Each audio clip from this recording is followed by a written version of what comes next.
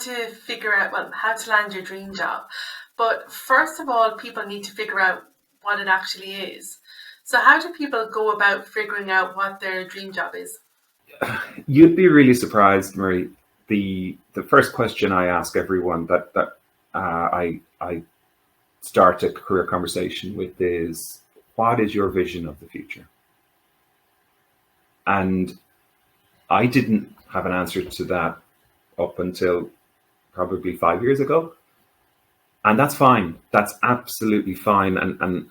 But if you take one thing away from today, it's that if you don't get clear on where you want to go and set a goal around getting there and a strategy to get there, I believe you will wander quite aimlessly, maybe get a bit lucky, but basically not really get to where your potential could get you. Okay, so that's the first step. Really, is taking time out and stepping back. And if I may, I can give you some ways you could kick this off, which is everyone has a group of people around them that support them. I call them your cheerleaders, the people that you might go to when times are tough, who really know you well.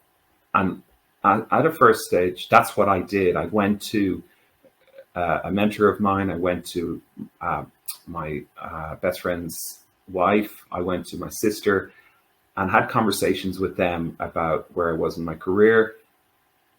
And they gave me enough feedback to realize that recruitment could be something I could be really good at. So then I had a destination in mind. I had okay, I can see how this would fit. But the real evidence for me was when the next step, which is basically auditing your strengths. And that's not, yes, you can work with a coach to do it.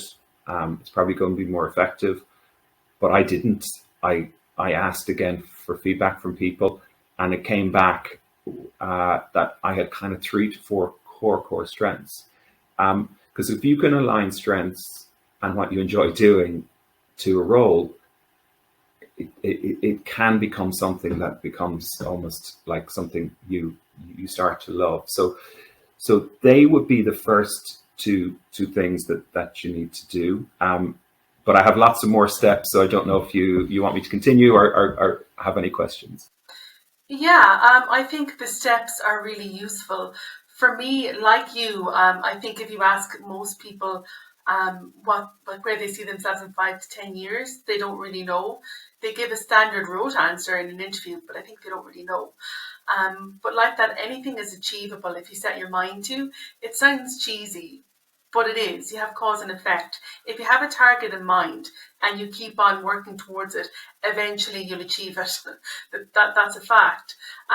So yeah, I think the most important thing is to figure out what your dream is, what your vision is, and what you really want, not just what you think you can get, not what you think will most impress people, not what you think you should do, or not even sometimes what you think you deserve, because I think a lot of people undersell themselves. So I think this is the most important part. So whatever steps you have, I think will be very useful for people to know. And I love that you said cause and effect, because essentially that's what you need to do. You need to cause an effect for this to happen. So once you've got, and people get stuck here, they try and find what's perfect. But let's just make it simple. Let's just say you're a head of marketing on the B2B or B2C side. And let's say you do want to become a CMO.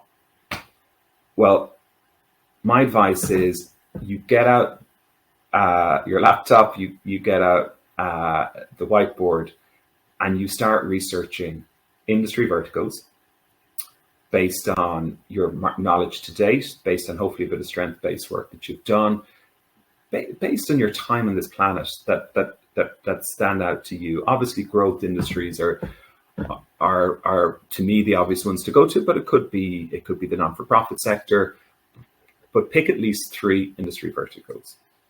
Then this is the research phase where you go deep into those verticals, and there is so much great information on the web and out there to do that.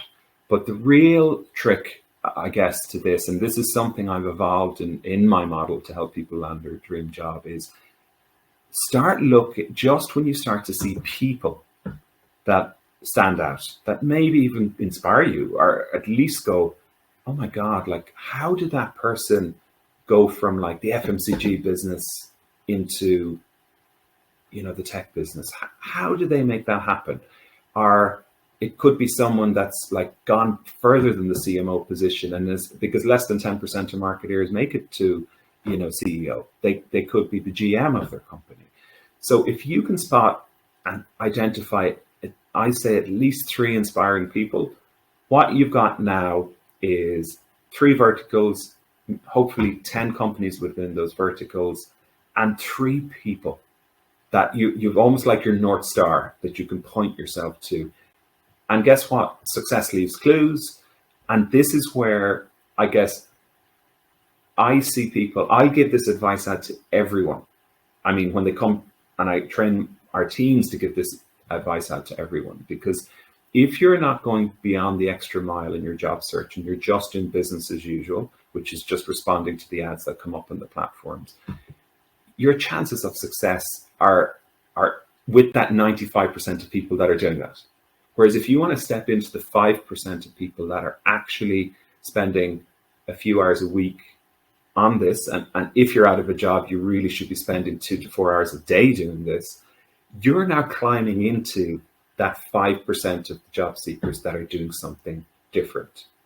Again, before I move on to my next step, have you any questions on that step?